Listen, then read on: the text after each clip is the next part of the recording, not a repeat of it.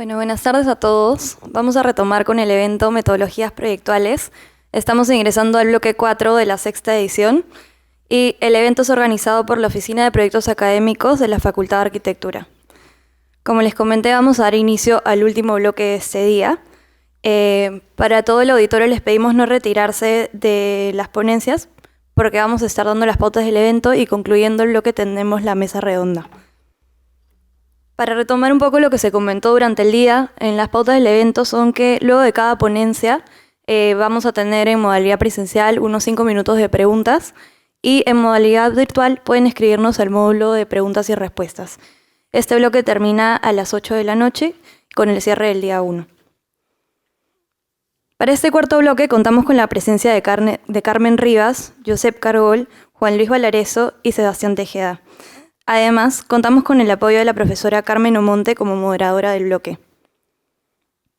Para iniciar, invitamos a Carmen Rivas y Josep Cargol a presentar la ponencia Informando a la Forma.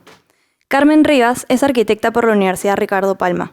Posee una maestría en urbanismo por el Consorcio Europeo de la Universidad Politécnica de Cataluña, la IUAF de Venecia y la TU Delft.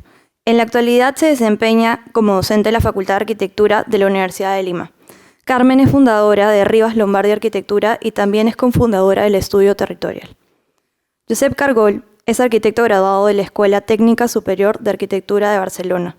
Posee una maestría en proyectos, urbanismo e historia de la Universidad Politécnica de Cataluña. En la actualidad se encuentra desarrollando su tesis doctoral titulada Caminar, Paisajes, Ciudades, Arquitecturas. Josep es cofundador del Estudio Territorial. Les damos el pase y la bienvenida al frente para iniciar con su ponencia.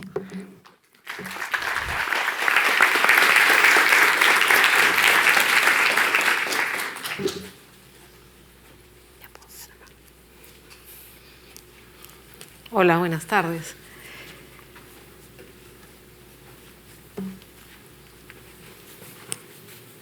Ok. Bueno, nuestra charla del día de hoy es Informando a la Forma. Es un poco lo que hacemos en la oficina, que es el resultado del proyecto como una síntesis de toda esta información que se le da al proyecto, ¿no? Ya sea del lugar, el programa, la espacialidad que se busca, etc. En esta ocasión vamos a explicar 4 proyectos. Son cementerios los 4. ¿Qué cosa? Perdón. Ok.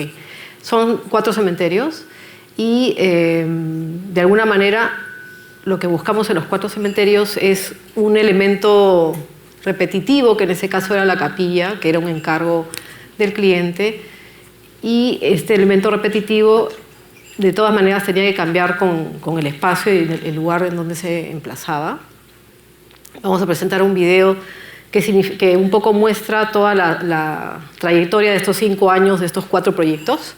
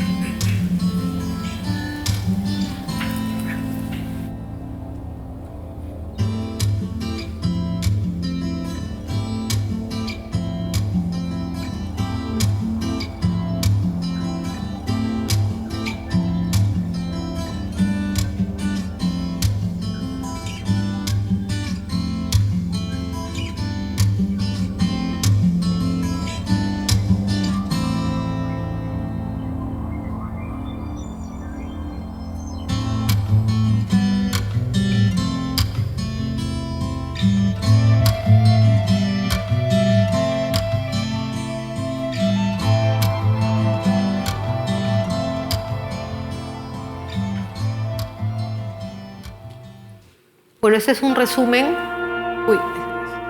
este es un resumen de todo ese proceso de 5 años donde hemos estado modificando un poco la forma desde esta información que llegaba a los proyectos. Y como les decía, estos 4 proyectos, los cuales Chiclayo, que es el que al final se ve en proceso de obra, Arequipa, que no se hizo al final, Iquitos está en proceso, y Huachipa, que se quedó en stand-by. Es como todo este esfuerzo que empieza desde las maquetas, desde los primeros esquemas, desde los primeros bosquejos, que resume al final en, de repente, 1 es el que se construye o 2, pero que es esta exploración continua a los 4, que al final, por eso siempre vamos a explicar los 4 como parte del proceso.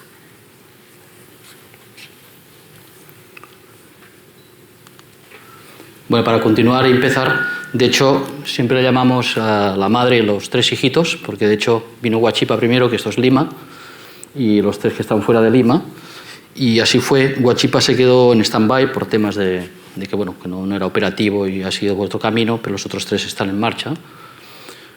Huachipa, el encargo fue muy claro: cómo darle más vida a un cementerio, que es como esta frase así contradictoria, pero hoy hablaremos solo de esto, de los proyectos que hemos hecho básicamente debajo del suelo, es la cota 0 hacia abajo, por razones obvias, por los cementerios, que básicamente son de ese tipo, que son los enterramientos, son hacia adentro. Y bueno, lo que se trata es de revelar el tipo de edificio que necesita un cementerio. Otras cosas que estamos haciendo en la oficina tienen que ver con la parte de arriba, ¿no? Esta cota del subsuelo, como Italo Calvino llamaría la ciudad de los muertos, es la que nos ha acompañado estos 5 años. Empecemos por la madre. Entonces acá el encargo era cómo darle más vida. Esto tiene puntero, ¿no? Por ahí. Y al cementerio, en el sentido porque ya estaba colapsado, bueno, ya está como lleno, y antes de entregarlo a la beneficencia pública, que es como el final de los cementerios, nos piden cómo sacarle más partido a los nichos. Entonces, básicamente es levantar el suelo y doblar la capacidad. Son estas terrazas, y apareció una segunda capilla, que este es como el motivo también de que va acompañando todos los camposantos que vamos a ver, porque de alguna manera el cliente nos pedía cierta imagen corporativa que se identificara, pero que nosotros aportamos cierta diferenciación en cada localización en función de la altitud y la geografía peruana. Entonces esas 3 grandes losas con sus escaleras permitían tener acá abajo otra vez todos los enterramientos que son hacia abajo, entre 7, 10, 12, hasta donde puede la tecnología actual de excavación, y las plataformas de arriba. Y con este elemento característico. Si de alguna manera lo que está atrás, que es Huachipa, que está Cajamarquilla y la avenida Las Torres que está por atrás, esto está colindante con lo que es Gloria, al lado, y con estos taludes y andenes llegáramos a configurar un mejor paisaje de atrás, ¿no?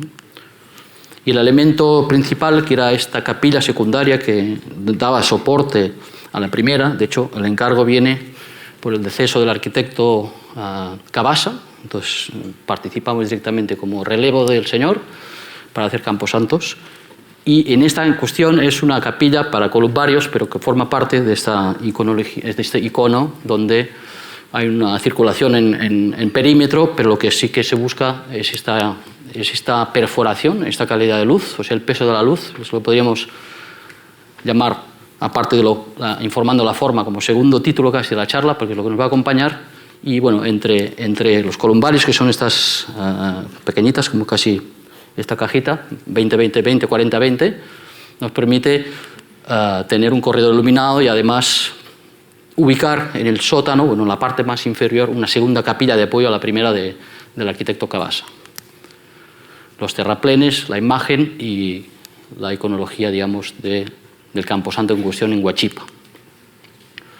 En paralelo surge esta oportunidad.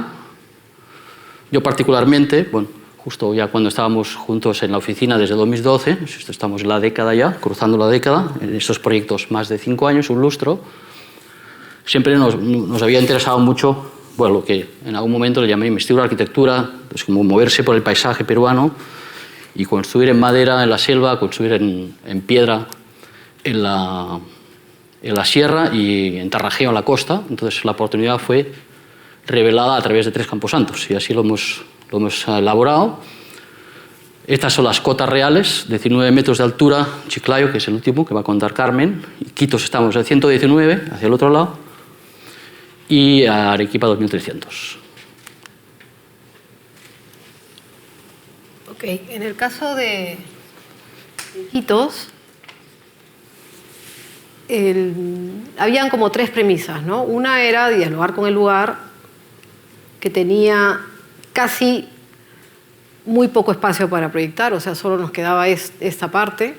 La otra era conservar la preexistencia, que básicamente eran los árboles, o sea, full naturaleza, y reutilizar los caminos que ya existían, o sea, ya había un camino trazado.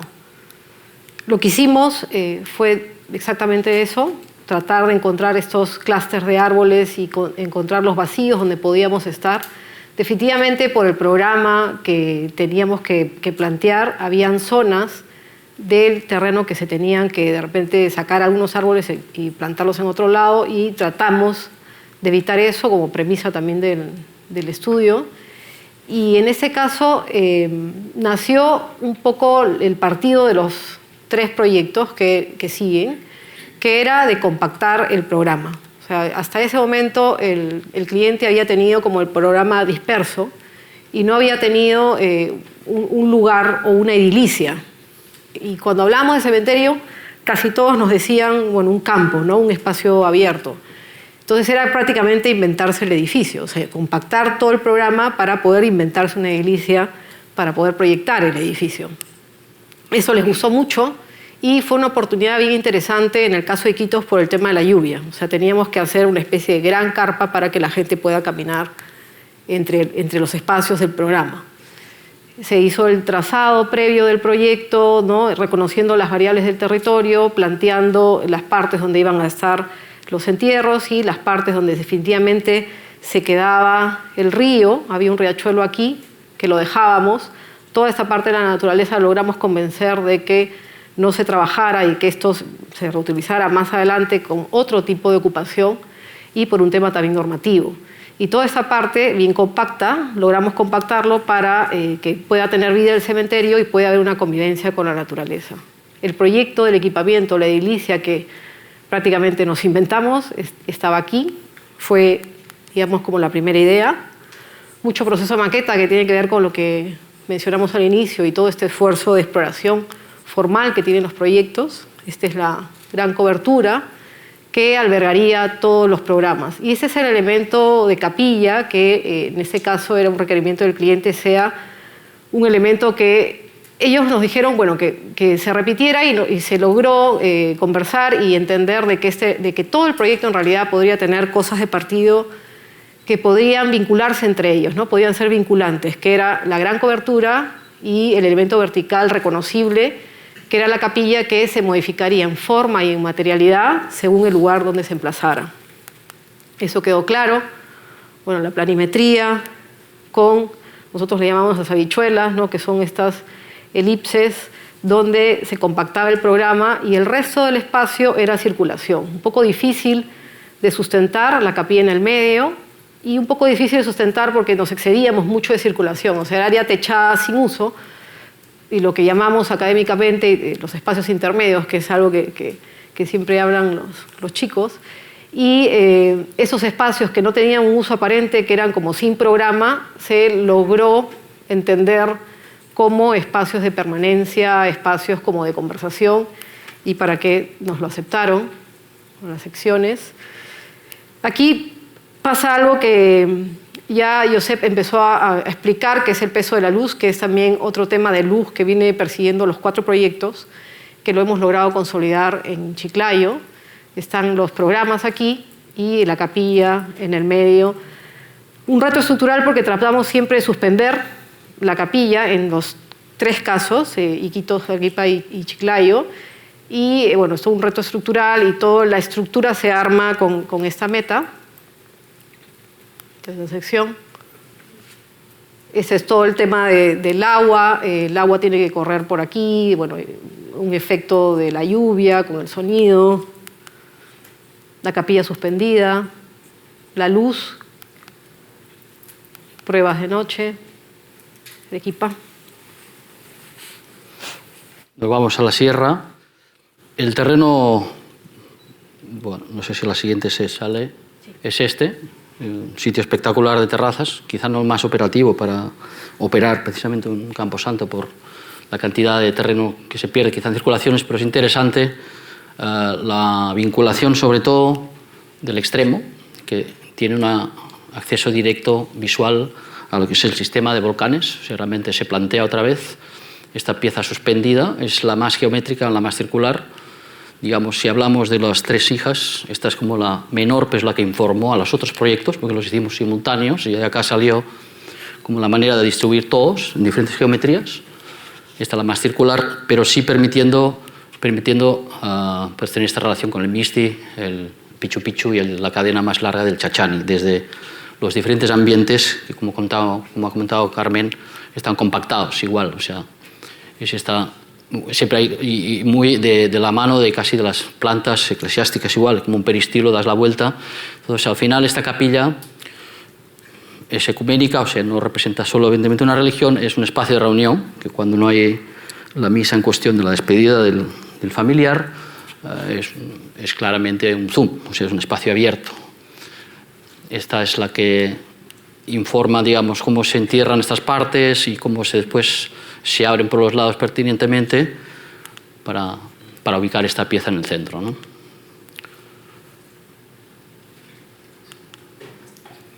El Misti, en el deambulatorio, digamos, en el peristilo exterior, los velatorios y la capilla en cuestión.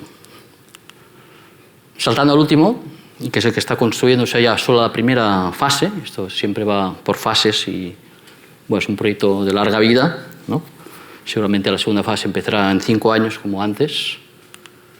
Este es el terreno, estamos a la autovía Chiclayo a la izquierda, Monsefú, Etén, Puerto Etén a la derecha, a 10 kilómetros de la costa, 19 metros sobre el nivel del mar, y bueno, es un paisaje de arrozales, de agricultura, un poco se están instalando por ahí ladrilleras, esta ahorita se va a reubicar, pues una zona que, bueno, justo hablando ahorita con los servicios municipales de lo que sería el Instituto Metropolitano de Chiclayo y aledaños, que ya aglutina 13 distritos, incluidos Monsefú, bueno, que quieren que el futuro esta autovía no sea como lo de Pimentel, están en ello, ¿no? Pero igual, de alguna manera, esto puede quedar al final, no sé, en 30, 40 años, como un parque. Así se prevé, como pasa en Huachipa, ¿no? Fotos del lugar, el arrozal, que estaría acá al lado, y siempre la presencia de esta referencia en la zona, que es el Cerro Reque, de 700 metros de altura, entre Chiclayo y Monsefú, muy característico, ¿no? Estos árboles, evidentemente la vegetación espectacular, y el sol que cae, que también es fuerte. El Reque, visitas a la obra, siempre presente el Reque y evidentemente el sol arriba, ¿no? Entonces la sombra es un tema a resolver. Fotografías desde el otro lado, esta ya es la zona del Camposanto, acá estaría la autovía. Y el partido. El partido es claramente esta plataforma que se levanta, sí, emulando las huacas, sí o sí, teníamos muy presente ese tema, para albergar acá, con la presencia de la autovía, que tiene un frontal de 400 metros, este edificio al final, la primera fase termina acá, si lo veremos hasta acá, tiene 100 metros, acá una altura de 3, acá de 6 y de 3, o sea, este paraguas que se levanta del suelo también frontalmente, pero como de atrás se levanta y está construyendo una serie de taludes, una topografía de las partes de los campos más cotizados, hablando así empresarialmente, que tiene la empresa, que son estos frontales, y justo los que están acá, en zona de mausoleos vecinos a la misma capilla. La capilla, ahorita verán, acá hay una intervención, pero tiene un rol importante. Esto se lo agradecemos a Roncham, como siempre. El cura, o quien haga la despedida hasta acá, da para una capacidad de 100 personas sentadas, después como 200 en los aledaños, pero si conviene, y no sé, estamos en territorio de Grupo 5 y los hermanos Yaipeng, siempre se puede ir alguien famoso, a que entran 1000 personas. Entonces, como Roncham, que del cura da la vuelta, y un espacio fantástico que tiene en las afueras, que aglutina en las procesiones a mucha más gente, ¿no?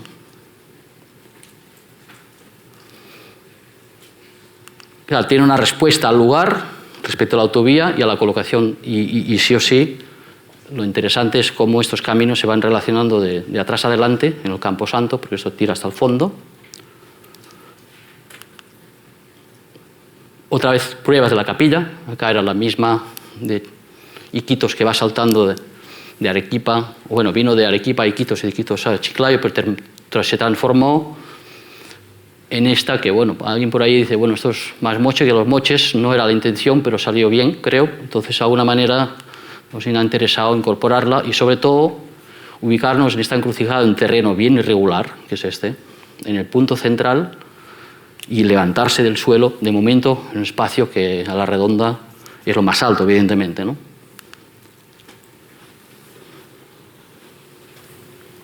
Bueno, el techo, la intención es que toda la cobertura sea verde, por un tema de confort y también por esta idea que comenta Josep de que sea un plano que se levantaba del piso y cobijaba el programa del cementerio.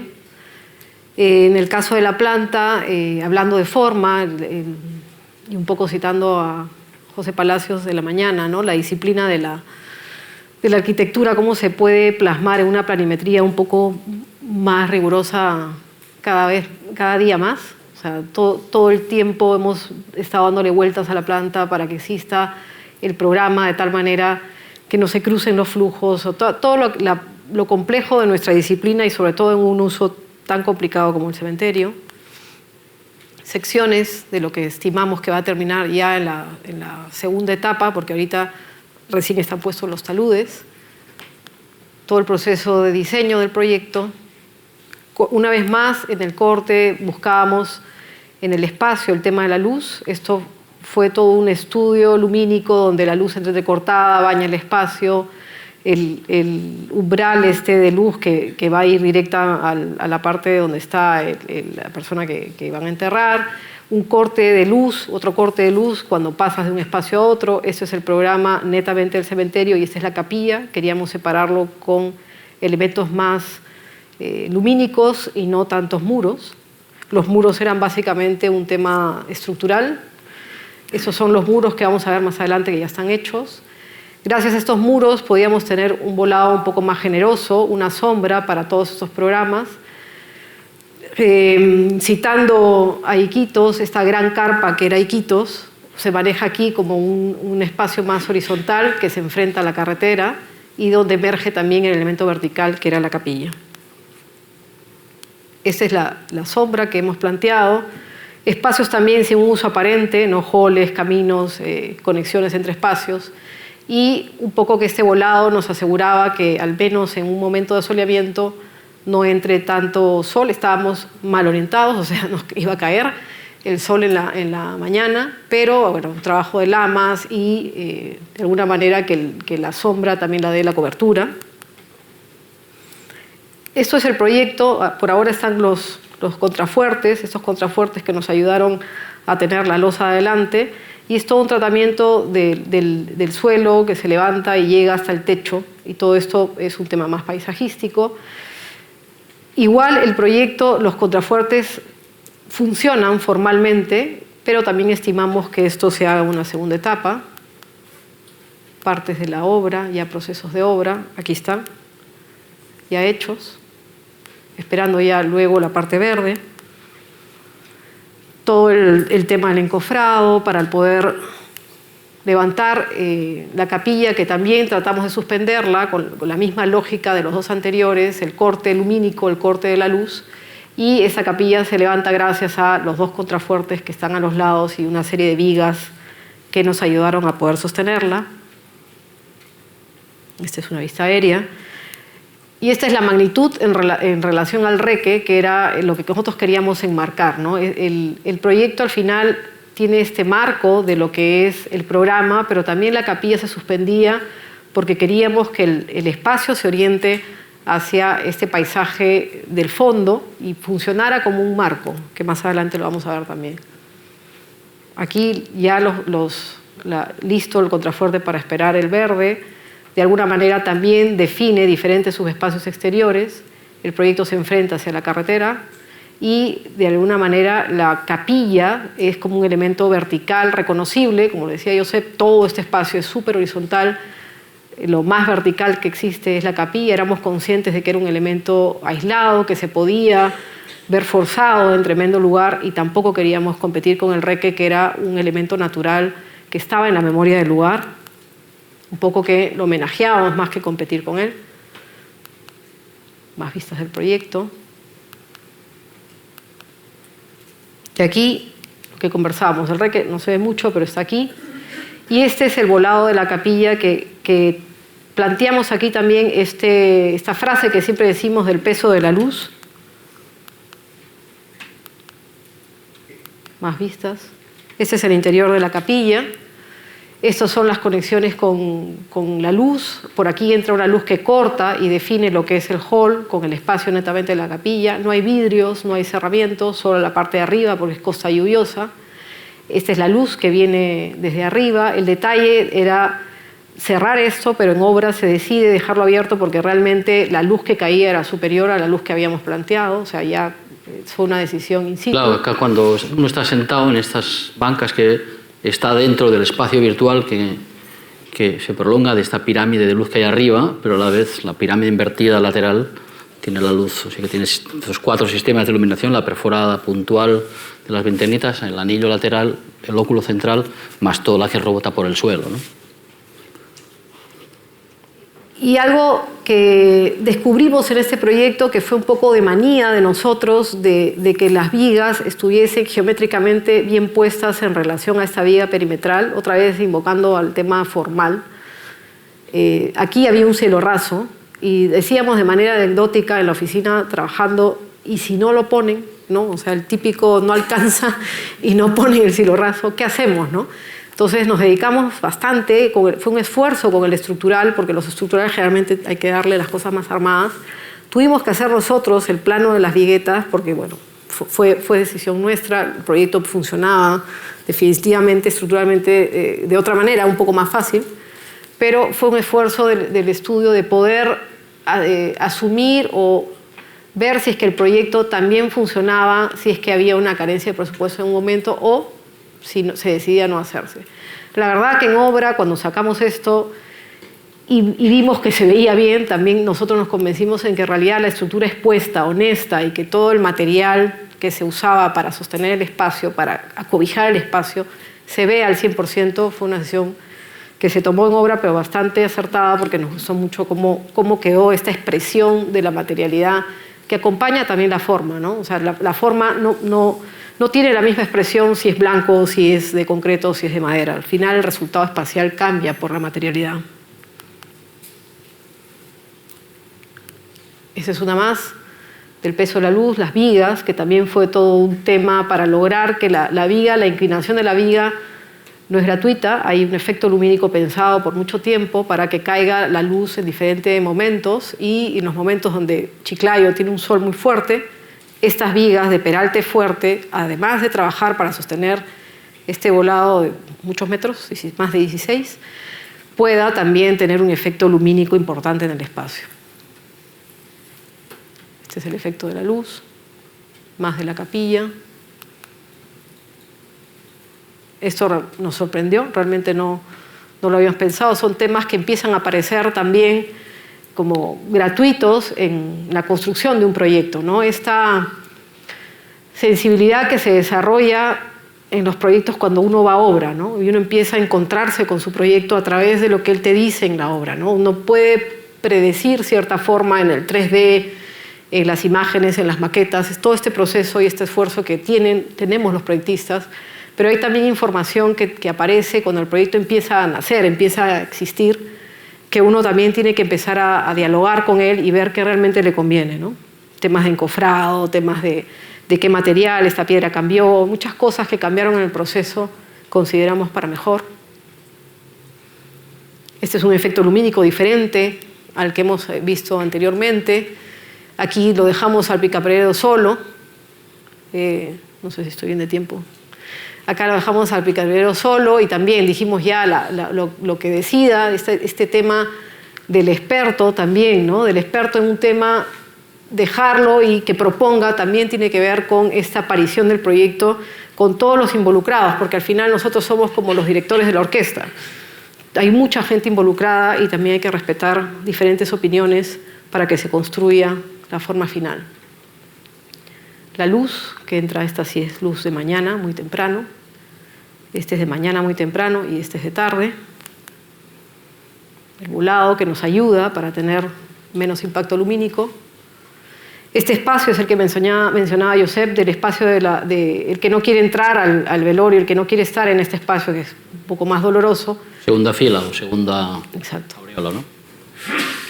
Un espacio como previo, que también no lo puedes cuantificar por área como programa, simplemente es un espacio que aparece por la secuencia espacial del proyecto, no necesariamente por un tema programático, difícil de cuantificar, difícil de sustentar en una municipalidad, difícil de cuantificar con la normativa, pero uno empieza a encontrar unos argumentos en el proceso para poder lograr lo que quiere en el proyecto. Los detalles. Este proyecto tiene 250 planos de detalle. No, tendrá 200 detalles, 50 digamos, del expediente que va compatibilizado con las especialidades. Lo importante, un poco que el mensaje que damos también desde el inicio de estas maquetitas, algunas que no estaban muy bien, que empiezan a escajarse hasta que aparece el proyecto, es en qué momento la forma empieza a pulirse cuando llegas a la última escala, que es la escala 1 en 1, cuando eres consciente de que vas a ver el proyecto a una escala determinada y esos pequeños detalles van a ajustar la escala y van a ver, va a aparecer también la estética del proyecto, ¿no? La fineza del proyecto. No es solo llegar a un 25-50, al final es entender que va a estar hecho en 1 en 1.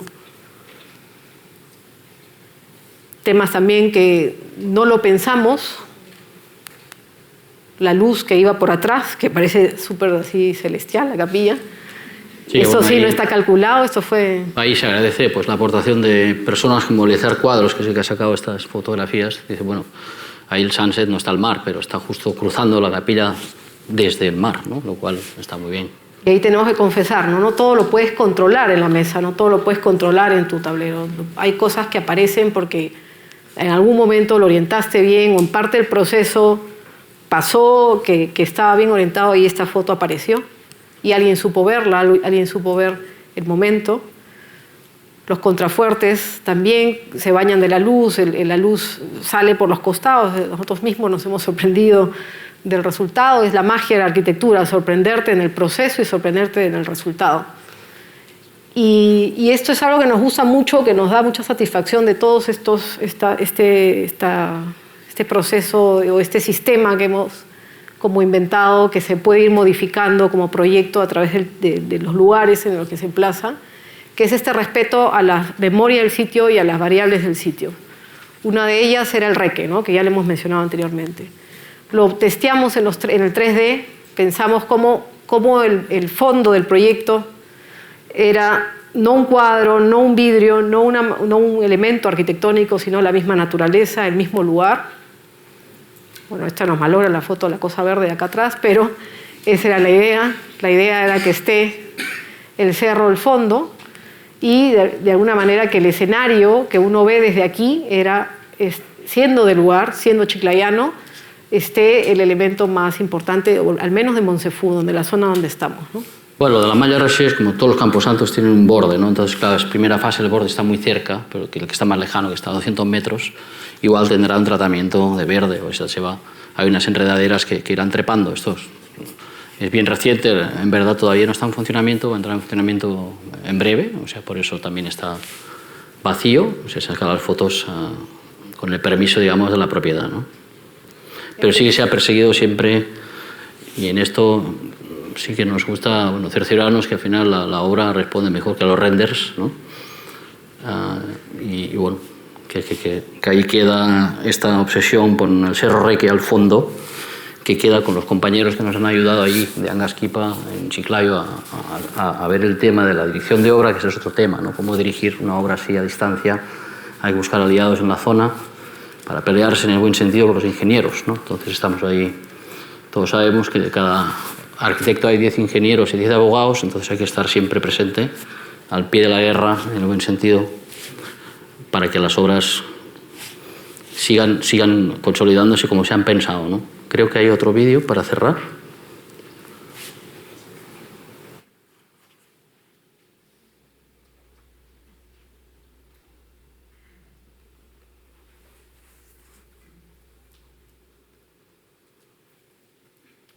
Esa es la etapa de fase 1, claro. Evidentemente la parte de los velatorios a un lado y el crematorio al otro terminan de consolidar este gran techo. Esto se ve como recortado directamente, pero este es el estado actual.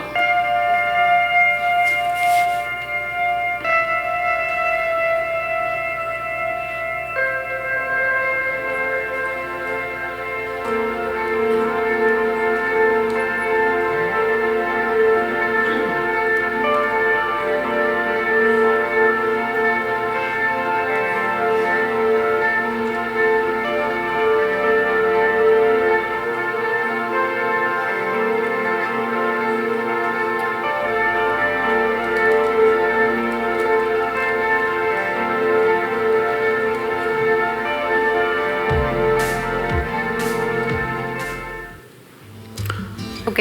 Gracias. Gracias.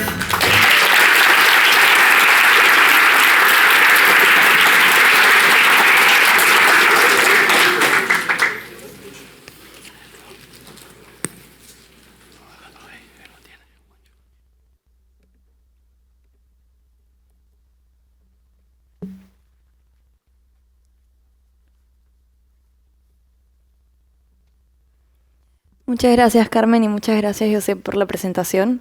Para continuar con el cuarto bloque del evento, vamos a invitar a Juan Luis Valareso y a Sebastián Tejeda, quienes nos presentarán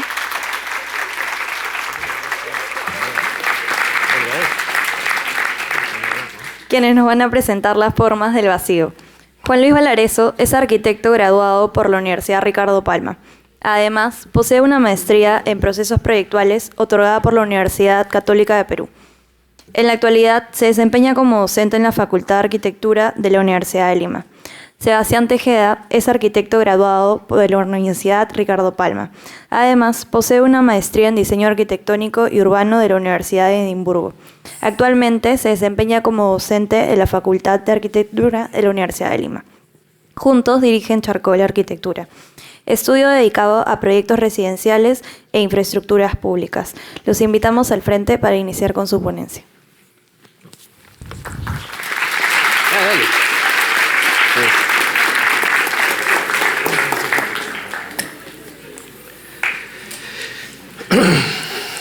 ¿Izquierda o derecha?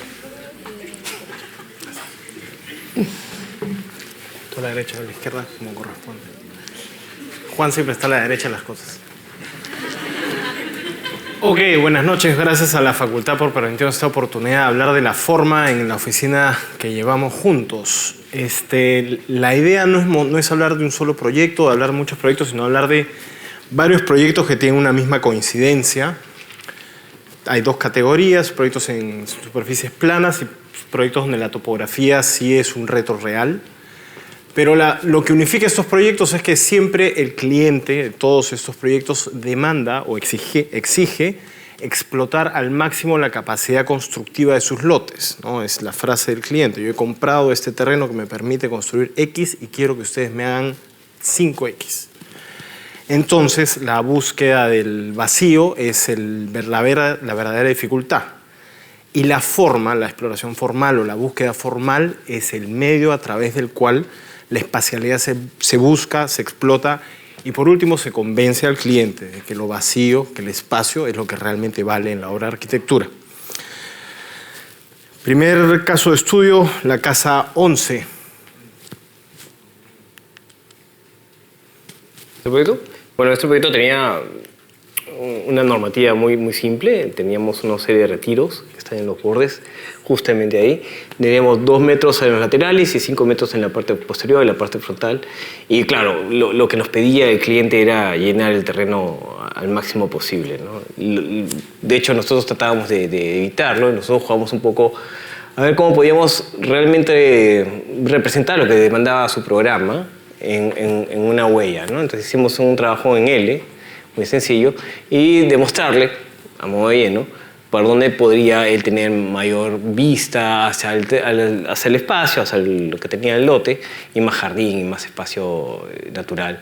En el primer nivel, lo que logramos hacer, eso termina siendo el plano de techos, ¿no? En el primer nivel, lo que tratamos de hacer es con 2 elementos muy pequeños, con un programa cerrado y positivo ahí, también dejar toda la parte social lo más abierto posible. Entonces, en este caso, quitarle la mayor cantidad de elementos pesados y cierres para poder tener mayor relación del interior al exterior. Y también, en este caso, ya en corte el interior hacia el interior, o sea, en términos diagonales o en términos verticales, ¿no? La L parece que es una forma reducida, pero esa L, igual que todas las que van a ver, todas las plantas de techo que van a ver en la presentación, es el 99.9% del área techable del terreno. O sea, acá no hay un metro cuadrado que el cliente dejó de lado. Pero acá viene el trabajo de la búsqueda de la forma a través de la búsqueda del vacío, ¿no? O sea, lo que estos elementos cerrados son el trabajo de la oficina, encontrar esos elementos estáticos que no tienen que ser ocupados, que permiten modelar el espacio entre ellos para a través de ese vacío que el cliente pueda disfrutar lo que realmente ha pagado, ¿no? Que no es el bloque cerrado, sino es el dominio visual del espacio donde su casa se desarrolla. Esta es la explicación formal, ¿no? Lo que Juan acaba de explicarles, ¿no? Dos elementos cerrados definen toda la espacialidad del primer piso y la vinculación vertical de esos elementos es la que termina definiendo la escala y la forma de la vivienda. Este proyecto tenía particularidad también en perfil de tener una doble altura que conectaba justamente el área íntima, que es la parte del segundo nivel, con la parte del primer nivel, ¿no? Entonces, ahí tratamos justamente en la imagen de arriba, ¿no? Para poder conectarse a modo de paseo también entre lo que son las habitaciones de los hijos con la habitación de los padres, ¿no? Claro, y pese a ser una casa que, como digo, ocupa el 99.9% de lo que el reglamento permite, uno cruza la puerta y ve el fondo de la casa, ¿no? La casa, el primer piso de la casa, que suele ser el área más dúctil de los espacios menos estáticos, que son los de los dormitorios, es realmente espacio vacío. Espacio vacío, que es lo que las formas interiores definen. O sea, esos elementos también sirven como durmientes para todo este paralelepípedo que está en la parte superior, ¿no? Claro, ahí es donde la forma, la estructura, la modulación, la materialidad y el espacio, todos empiezan a trabajar en unísono, ¿no? Nada va desconectado, todo va en conjunto, como Juan explicó bien en su exposición de la tarde. Este mismo mecanismo es con el que vamos a leer todas las casas que le vamos a presentar. Esa es la casa 5, que tiene exactamente la misma condición anterior. El cliente compra un lote y quiero hacer todo lo que el reglamento me permite. Sí, ahora la diferencia en este proyecto es que el cliente no quería tener ninguna relación con el interior del lugar donde estaba, que era un condominio. Entonces, de hecho, aprovechamos eso y dijimos, ya, hagamos un elemento pero realmente cerrado y la parte baja lo más abierta posible alrededor de estos elementos a modo de pórticos que van rodeando todo el proyecto. Entonces tenemos todo este elemento, que es el área íntima realmente, ¿no? Como suspendida sobre estos elementos estructurales, ¿no? Exacto. Como verán en la mancha del espacio de techos, es realmente todo lo que se puede ocupar, y un poquito más con este arco de acá, que hemos tenido que tener muchos artilugios para que la municipalidad no lo cuente. Pero las formas de los espacios estáticos de la primera planta son así. O sea, a pesar de la densidad del proyecto, lograr convencer al cliente que nos permita hacer estas formas no ortogonales, desaparece todos los bordes, todas las esquinas, todas las sensaciones de que su terreno se termina. Entonces así se diluye un poco el espacio interior y también se conecta más hacia el exterior porque comienza a dar direcciones y vectores que dan en este sentido. Claro, aquí no está la flecha. Entonces, tienes en este sentido y también estas diagonales que han aparecido, ¿no? Entonces se abre realmente hacia todo este espacio de jardín o espacio natural que tiene el lote, ¿no? También justamente para diluir esa relación entre el interior y exterior, ¿no? Y justamente era parte de lo que siempre buscamos en la oficina para que uno cuando esté en el área social sienta que realmente está afuera también, ¿no? Esa relación con la naturaleza y lo más vivo del terreno, ¿no? Ahora, la parte superior, usualmente en nuestros casos, la dejamos para la parte íntima, es un poco más regular, ¿no? En ese caso. Es la búsqueda del cliente, no del miedo del cliente a que lo miren, es donde sucede este marco que termina de cerrar la casa y convence al cliente que la transparencia es una solución adecuada. Por eso que también ese modo de pórticos que va alrededor de todo el proyecto nos sirve también para generar una especie de celosía, a pesar de que no lo ves cuando lo ves de los costados, ¿no? Que es el único lugar donde lo ves, ¿no? Justamente lo único que tiene abierto en la parte superior, no tengo un pointer, la parte superior justamente es el ingreso y bueno, eso ya hacia la parte interior, pero en el segundo piso, ¿no? El siguiente ejemplo es la casa Dolmen, que tiene un montón de particularidades porque fue un lote que se compró, se le aplicó una normativa equivocada, el cliente devolvió el lote y la oficina hizo la casa sin el cliente, o sea, con el programa del cliente, Sí, pero claro. sin cliente. O sea, lo que tenía de particular de este terreno es que los retiros se volvieron sumamente extremos porque Es era un sabor de terreno de un condominio. frente de 9 metros y nos pedían 5 de retiro hacia el frente lateral izquierdo. Entonces no podíamos hacer ningún tipo de vivienda con esas condiciones. Así que logramos convencer al condominio que nos dé un retiro adicional para pegarnos un poquito a la derecha y ganar justamente esos 2 metros y aumentar el área de trabajo. Y en la superficie jugar un poquito con la concavidad para poder lograr tener al menos una sensación de mayor apertura. Y obviamente enfocando todo hacia un centro, ¿no? Creo que las imágenes ven. No, justamente el terreno era este, ¿no? Y en verdad este retiro nos exigían de llevarlo hasta acá, hasta esta zona donde está mi sombra, ¿no? Y luego, en función a eso, logramos hacer la concavidad para poder lograr tener mayor visual interior y tener mayor exteriores en el proyecto, ¿no? Pero los elementos cerrados de la primera planta, igual que en los proyectos anteriores, se convierten en la primera definición estructural del proyecto. O sea, no son solo elementos cerrados, sino en la oficina los tratamos como durmientes. Ah. Son las partes técnicas, son las cocinas, son los baños, son las cosas que no tienen ductilidad espacial, pero se vuelven la primera parte donde se monta la parte íntima de la vivienda. No, están justamente ahí a modo de piezas de piedra que estaban ahí, por eso se llama casa Dolmen, y luego lograr tener esa facilidad interior con una escalera que nos daba esa relación hacia el segundo nivel, ¿no? Toda esta concavidad con esta serie de elementos a modo de celosía que dan una visual hacia el centro del lote, ¿no? Donde está ubicada la piscina, ¿no? Entonces, de hecho, cuando uno está en el proyecto es bien interesante porque se siente mucho más grande de lo que en verdad es, porque realmente tiene un ancho de 6 metros, nada más el proyecto. Entonces, el proyecto ya está construido, ¿no? Y es un poco el interior, la escalera que conecta hacia el segundo nivel, y los elementos que están cerrados, que son justamente estas cosas que parecen piedras, ¿no? Dólmenes, sí. De juego le decimos, ¿no? Esta es la casa Cusihuasi.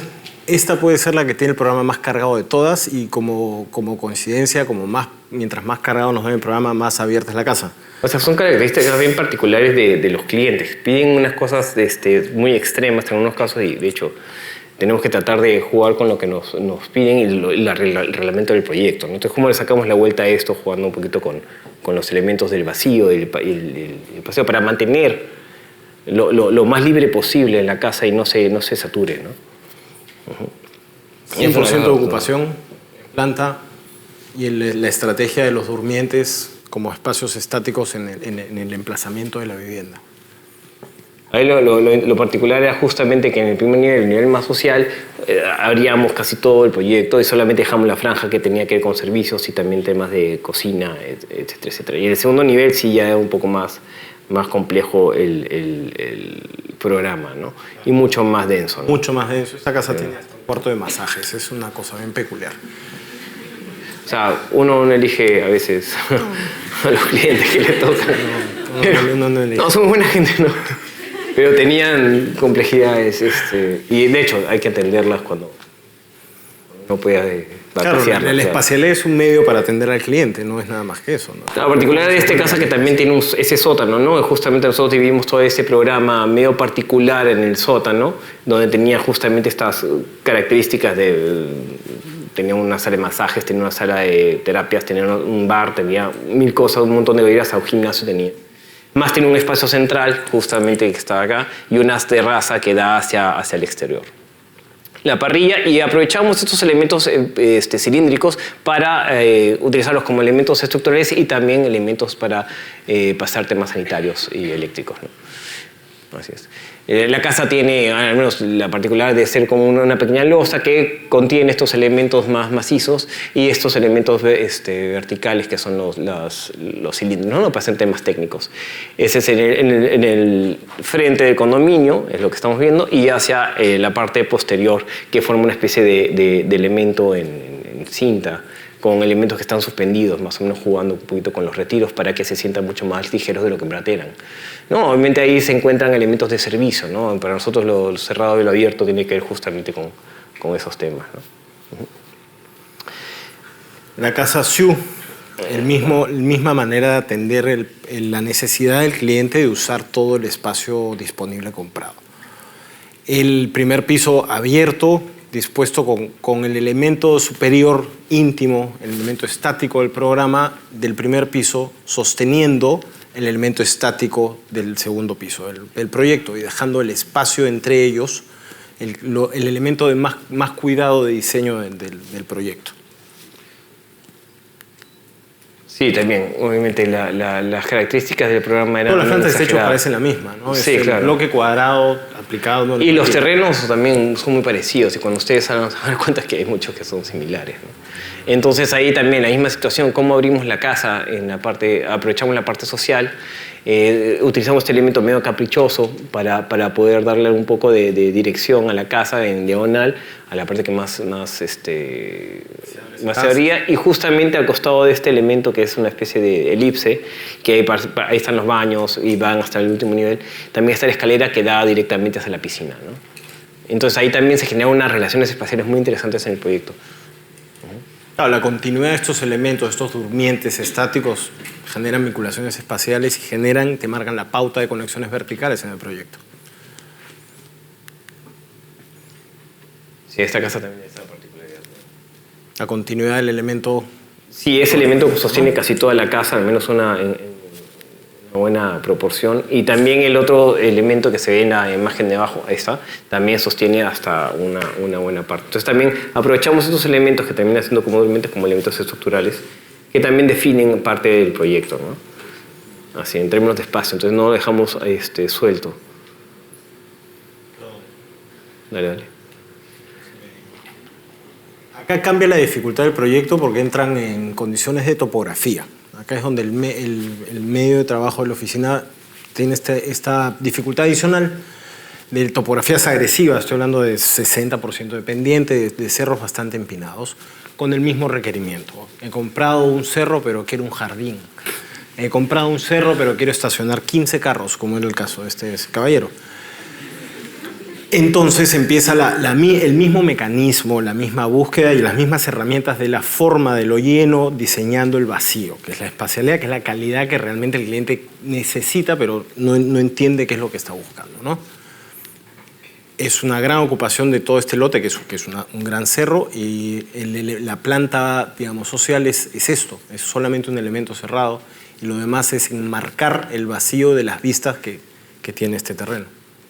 Ahora, también esas relaciones se dan al interior, ¿no? En este caso tenemos una parte que es de doble altura y también que va conectando. También, aquí el reto era justamente cómo convencer al cliente para que tenga menos densidad en términos de materia y también cerramiento, ¿no? Entonces ahí fue un poco la complejidad, porque como ya hemos escuchado algunos ponentes, también los clientes a veces tienen unos caprichos bien específicos, ¿no? Y acá lo que se suma en la topografía es que la búsqueda que antes era únicamente en un dibujo, ahora el dibujo en sección como esquema de orden de las formas empieza a entrar en cuestión más trascendente, ¿no? Por el tema de la pendiente y la disposición de los volúmenes en la topografía.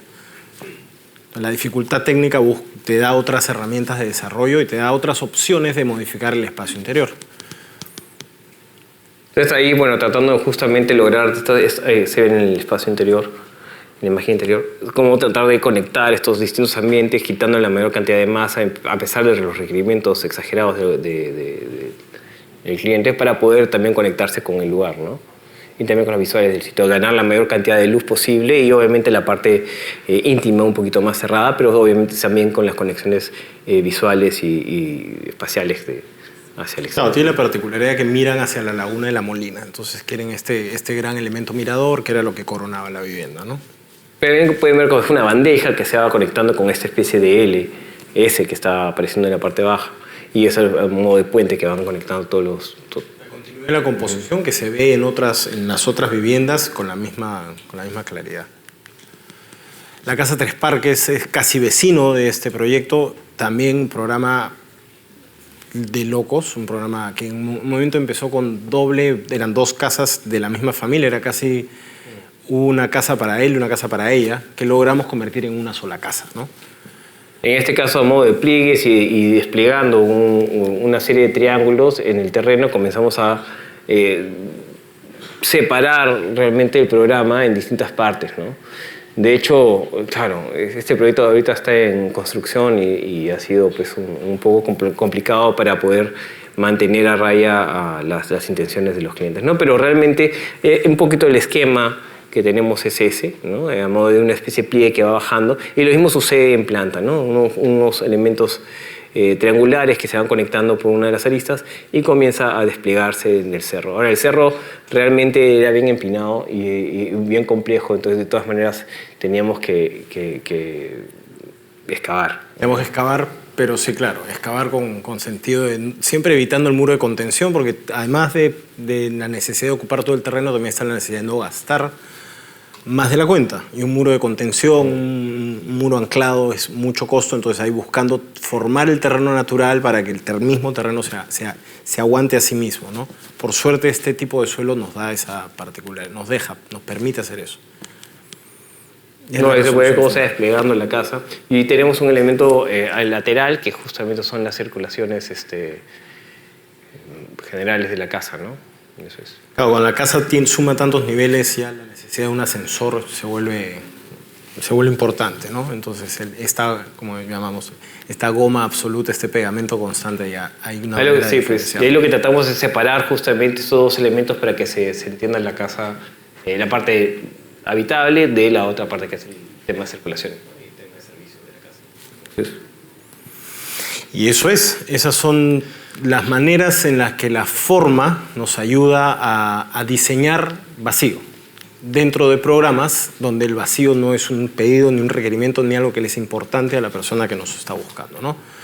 Pero creemos que el vacío es lo que aprendemos a hacer, ¿no? Eso Tratamos. Eso es. Eso es, no hay más. Muchas gracias.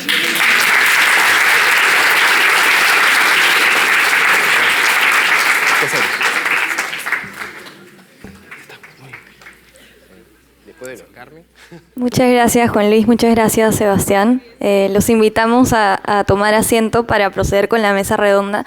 Quisiera aclarar parte de la dinámica del evento. Normalmente teníamos ponencias y preguntas individuales por equipo. Sin embargo, las ponencias nos pareció razonable dejar que expliquen más del proyecto y que ya el debate de preguntas sea en la mesa redonda para ambos, ¿no? Invitamos al frente a Carmen Rivas y Josep también para que se unan a la mesa de diálogo.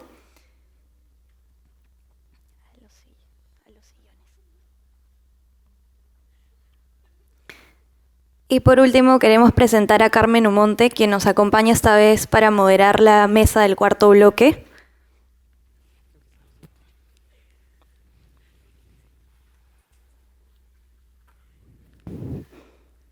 Listo. Muchas gracias.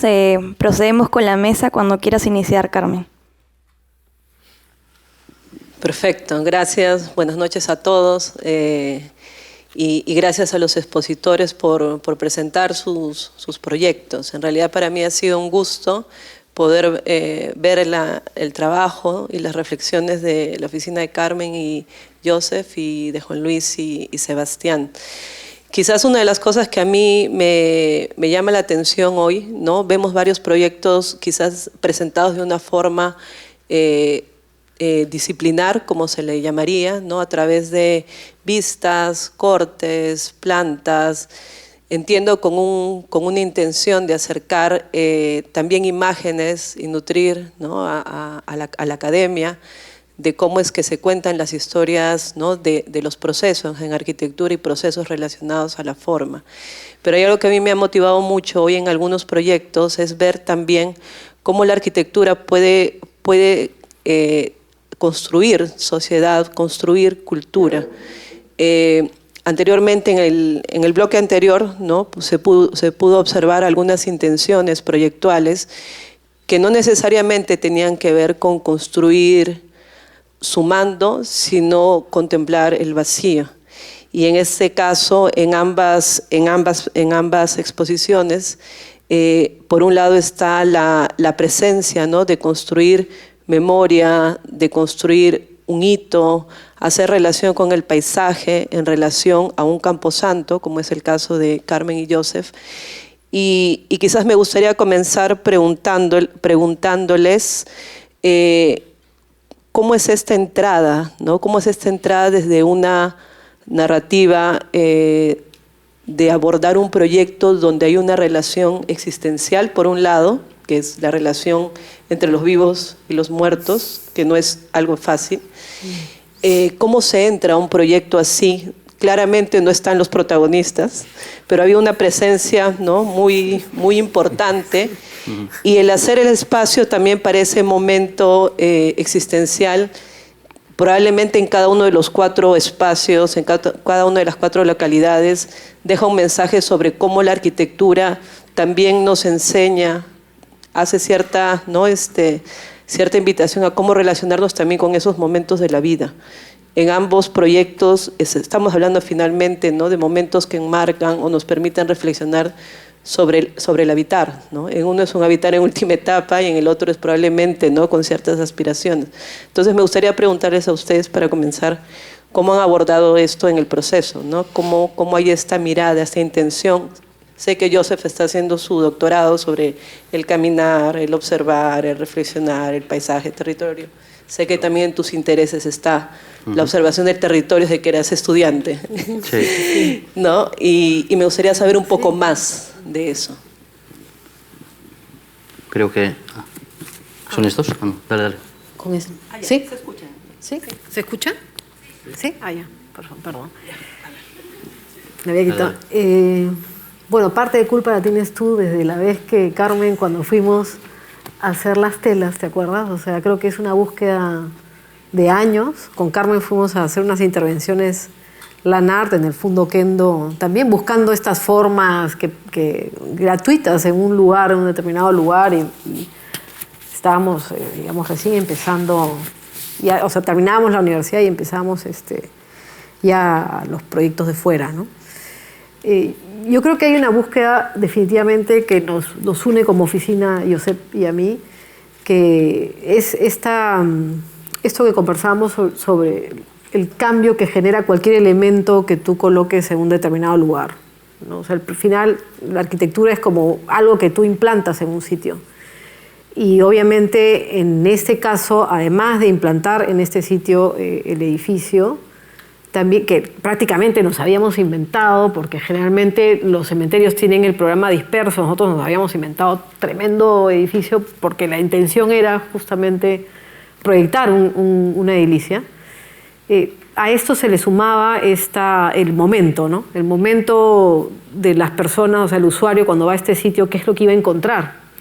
Entonces sí es como, hay dos acercamientos en el inicio de este proyecto. El primero es tremendo territorio en todos los casos, o sea, ya sea en Huachipa, que ya existía el cementerio, ya sea en Chiclayo, que era un lugar espectacular, o sea, abrumante como arquitecto, ¿qué haces ahí, no? O sea, ya era bonito sin ti, sin tu intervención arquitectónica, Iquitos ni que se diga, con todo este paisaje de árboles, o sea, intimidante desde el punto de vista de que te cuestionas como arquitecto lo que vas a poner, definitivamente le va a generar un cambio muy drástico.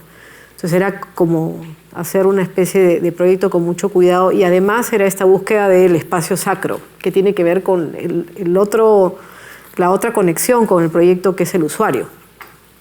Entonces teníamos que producir un espacio que netamente genere algo, sin entrar en ese tema de sensaciones, emociones, pero de todas maneras teníamos que tener una herramienta para generar un espacio sacro, que es muy difícil.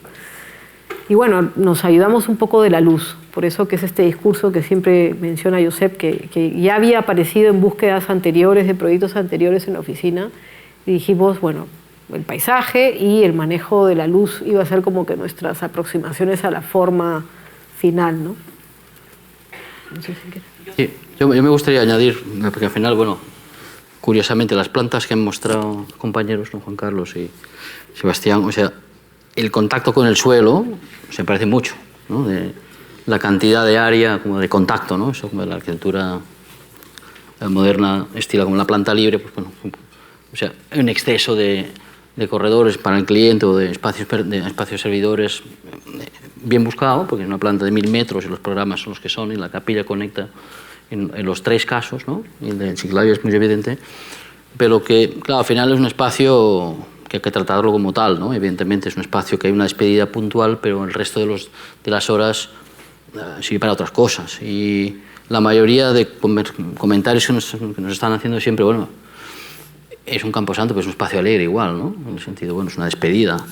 Y bueno, no sé, no hemos mostrado justo el vídeo de las telas, este tan bonito que hicieron ustedes juntos, precisamente, de esta relación con la huaca, y siempre está la necrópolis, no sé, hemos visto, no sé, conversando con Toni Gironès, que sí que hay un tema que estuvo la semana, cuando estaba recientemente por Lima, de la ruina. Sí, siempre hay una sensación de que la ruina es como desde el inicio, está ahí, este momento de inacabado, entonces también ayuda, ¿no? Es como ir, la última morada, no sé cuál si sería la tercera morada, o en qué momento de esas casas que tienen los hidromasajes no es la primera morada, no es, pero la última, que es como un cementerio, dotarlo de calidad, es un poco el objetivo, ¿no? Y de hecho, quien nos ayuda son los arquitectos, ¿no? Porque en la oficina, tampoco lo hemos mostrado, pero también hemos diseñado columbarios, hay lápidas de arquitectos que ya no están, y claro, todos los que nos vienen a visitar la oficina dicen, bueno, el día que ellos tienen esa lápida será una mala señal, o sea que ya no estaré, ¿no? Entonces pues están todos nuestros maestros ahí, el Can, el Miralles, entonces una serie de arquitectos que nos han ayudado, o Asplo, no sé, yo creo que hay muchos ejemplos, y no sé, hablando hace poco, el fin de semana, con el arquitecto Cosmópolis, ¿no? Del norte, él trabaja en barro y lleva 50 años trabajando en entornos, ¿no? El Museo de Tucumán y tantos sitios que ha trabajado muy cerca a esta realidad. Bueno, nosotros lo hemos enfrentado, digamos, como desde el concreto expuesto de color tierra, ¿no? Pero sí que siempre hemos tirado de la mano, sobre todo de otros arquitectos, ¿no? Y bueno, y quizás reconocer ahí, bueno, en el caso, ¿no? Del cementerio, como el cementerio también está teniendo una ubicación muy particular, ¿no? Cada uno de ellos está situado en un contexto distinto y probablemente la lectura territorial, ¿no? o los cerros, o los paisajes, o los contextos donde están ubicados también ayudan o no a dialogar en relación también al futuro, ¿no? Hacer un camposanto que habla de una cierta temporalidad en un contexto donde sabes que todo está en construcción y sabes que debe estar ahí y seguir ahí, también genera otros diálogos de la forma, probablemente. Esto también hemos sido conscientes incluso con el cliente, ¿no? El cliente dice, bueno, ya no estaremos. Siempre es la conversación, bueno, ¿cuánto durará esto? No sé qué, bueno, pues ya no estaremos nada y esta reunión, digo, bueno, pero va a quedar. Y es una huaca, no les gusta a los clientes que les digas que esto sea una huaca más en el territorio, como, no sé, como hay que ser, pero así es, ¿no? Y claro que el tiempo juega un rol importante y bueno, el territorio sí que creo que es, como hemos hablado desde el principio, es que de entrada es lo que más nos informa para el proyecto, ¿no? En los 3 que hemos visto hoy, bueno, los 4 en verdad, ¿no? Exacto. Bueno, y en el caso de ustedes, que lo que yo quiero ver a través de estas limitaciones, aparentes limitaciones, por el otro lado es la entrada de ustedes de un acto muy generoso, una voluntad de apertura, ¿no? Mientras por un lado hay una invitación a cerrar o a cortar, por otro lado ustedes constantemente están provocando que cosas se abran. Y entiendo que donde se abre la forma, se abren relaciones. Me gustaría quizás escuchar un poco más sobre esas reflexiones detrás de Charcol, sobre a dónde va esa arquitectura, ¿no? Hoy. Hermano, si me desvío me corriges. Lo que pasa es que la búsqueda, ante ser una oficina que atiende directamente a un cliente, que tiene un pedido, que tiene unas aspiraciones y tiene un montón de objetivos con lo que va a hacer con su dinero, al fin y al cabo, el espacio y el vacío se vuelven un unificador de jerarquías, porque el cliente privado no diferencia la jerarquía entre quiero una cocina con isla y quiero una casa de 2 pisos. Para él, el detalle de la cornisa es tan importante como el programa. La distancia entre su cama y su sanitario es tan importante como cuántos carros puede estacionar. Entonces el espacio, el vacío, la ductilidad del espacio es algo que unifica jerarquías. Entonces, esa es ante la pregunta de ¿dónde está? ¿Cómo has solucionado? ¿Cómo has hecho? ¿Dónde está esto? ¿Cómo llevo a...? Es el espacio. Es el espacio lo que unifica todo por igual. Y creo que eso es lo que tiene que hacer. La oficina lo logra, los proyectos que sacamos adelante son donde eso se logra con más claridad. Ante, oye, ¿por qué no está? ¿Dónde está pues, mi horno de barro? ¿Dónde está mi parrilla? ¿Dónde está...? No sé, cualquier cosa extraña es a través de esta conexión espacial, en esta visual, como este remate, como en las condiciones de arquitectura. ¿Qué opinas tú? Eventualmente van tomando conciencia de cuando ya ven, o sea, cuando tú se los explicas en voz no lo entienden mucho, pero cuando ya lo ven en plano, se lo ven ya en una imagen general, se van dando cuenta de algunas razones por las cuales tú hiciste lo que estabas haciendo, ¿no? Abriendo un poco más el espacio. Mira, esto porque para ellos a veces son conceptos muy etéreos, ¿no? Él quiere una cosa específica, un capricho específico, un tema específico. Probablemente para él no se lo estás dando porque estás atendiendo otras cosas, ¿no? Entonces, justamente ahí con SEA siempre discutimos cómo logramos abrir el proyecto, cómo separamos estos elementos y estos elementos. Por ejemplo, había un proyecto, creo que la Casa 5, tenía unos espacios medios elípticos y circulares. Como esto genera algunas desviaciones visuales, entonces nos deja escapar al exterior, ¿no? Y nos deja entrar también al mismo tiempo esta vegetación, esta natura un poco contenida, pero nos diluye un poquito los límites en el primer nivel, ¿no? Entonces, un poquito de eso. Usualmente tratamos que ese nivel bajo sea lo más libre y más limpio posible, y arriba todo lo que tiene que ver con elementos más cerrados, ¿no? Y bueno, ahí quisiera sumar una pregunta que han dejado por Zoom, que es, ¿creen que la vivienda contemporánea debe de empezar a introducir conceptos que cuestionen la manera de vivir convencional, quizás ligada a la voluntad de encerrarse en sí misma? Una pregunta del público.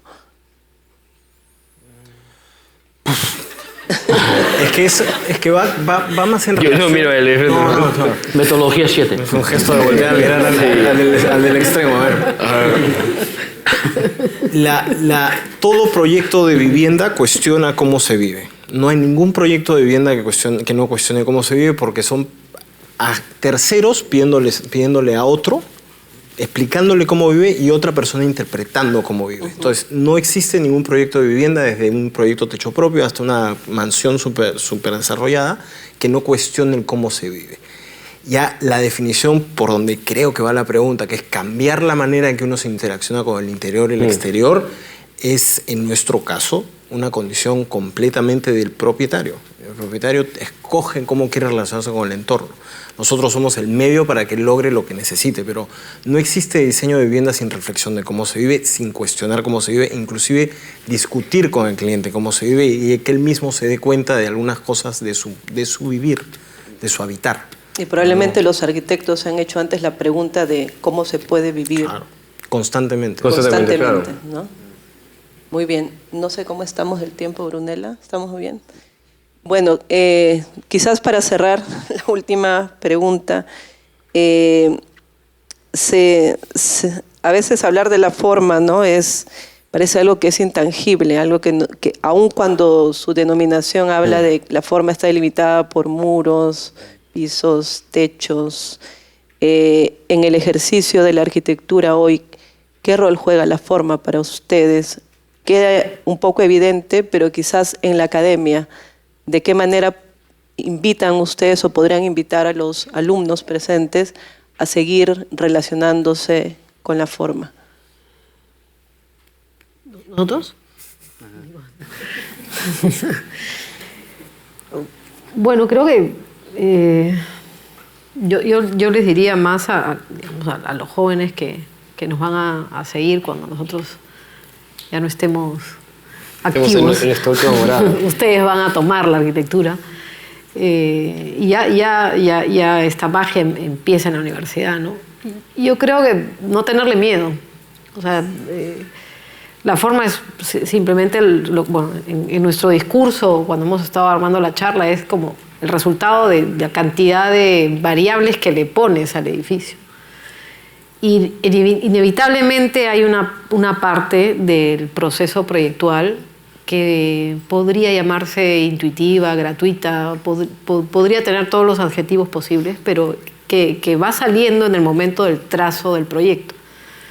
O sea, no es algo que sea tan matemático, ¿no? Como algo que tú le pones información y va a salir un resultado, sino tú vas a ir como trazando, y estas líneas que vas trazando, tanto en corte como en planta, o las maquetas que vas haciendo para probar el proyecto, tiene obviamente cierta información del lugar, del programa, todo lo que hemos conversado, pero definitivamente hay una carga netamente formal.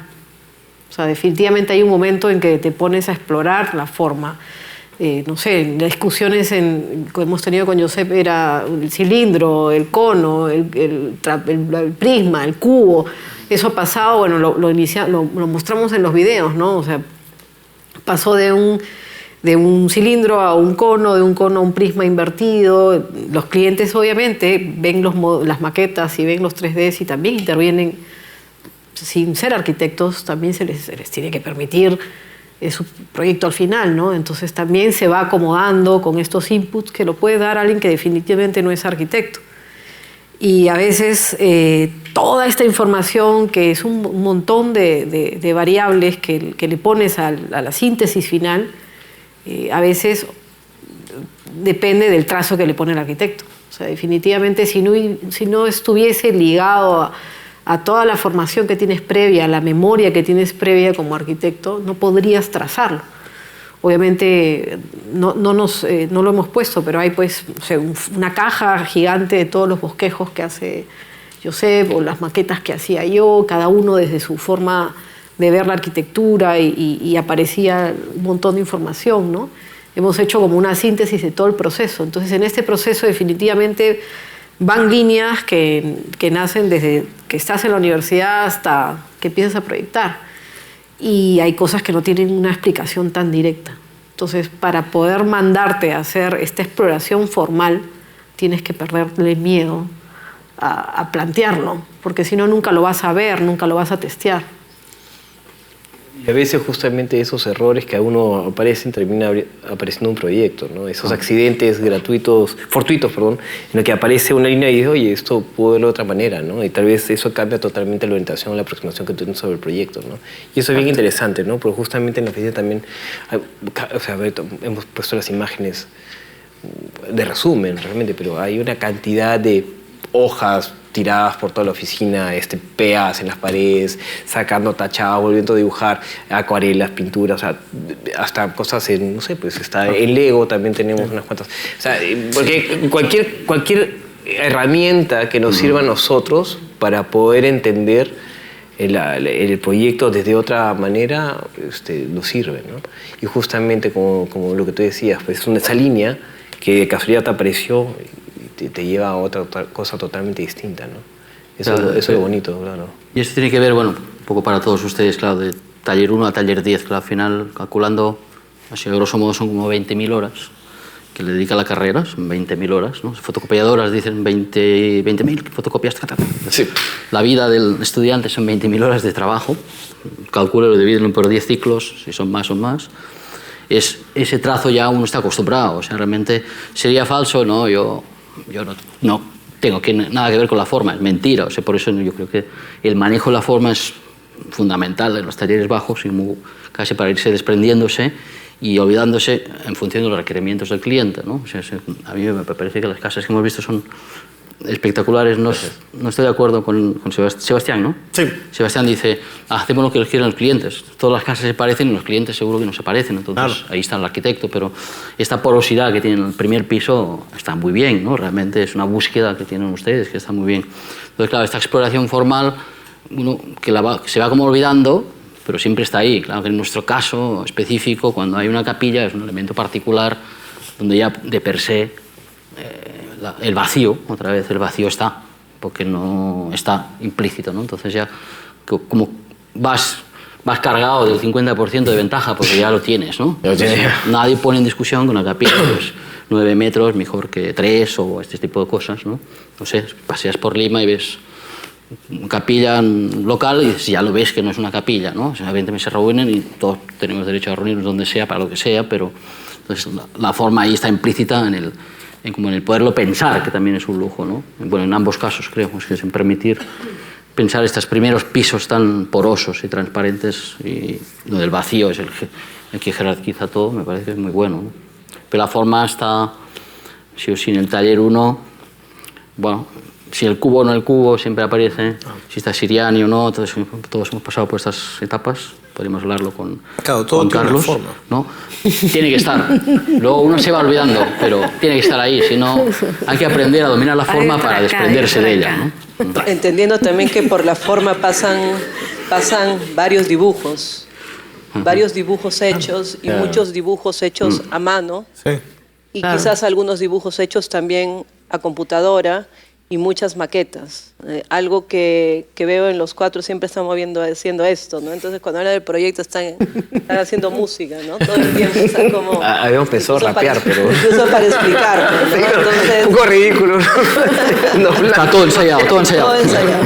Pero hay un ejercicio corporal también importante, ¿no? El ir, me imagino... De gimnasio proyectual, sí. ¿no? Entonces, el ejercicio de ir, reconocer el espacio, el lugar, el meterse, el tocarlo, el visitarlo, el pararte en diferentes puntos de vista de estos espacios, de estos territorios, es algo que si no se practica, si no se encarna, pues luego no hace memoria con lo que luego vendrá, ¿no? Y esto para invitar a cada uno de ustedes, ¿no? Cuando haya la oportunidad y la posibilidad de visitar proyectos, caminar, recorrer caminos, recorrer paisajes, pues adelante, porque finalmente, bueno, así es como nacen ciertas provocaciones, invitaciones, para que luego ustedes también recuperen algo de esa memoria en los proyectos que harán a futuro, ¿no?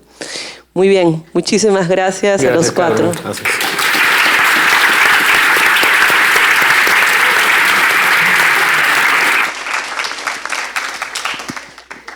Muchísimas gracias, Carmen, por dirigir la mesa. Los invito todavía a permanecer sentados y antes del cierre quería cerrar con 2 partes. La primera es comentarles sobre el día de mañana. El evento comenzará a las 7:45 en punto.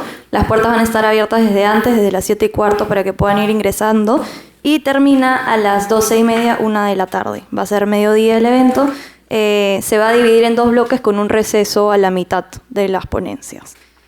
Y la segunda parte, y es por lo cual los dejé todavía sentados, es para agradecerles personalmente en nombre de todo el equipo, no solamente los que ven aquí al frente, sino hay un equipo de personas repartidas por todos lados coordinando todo.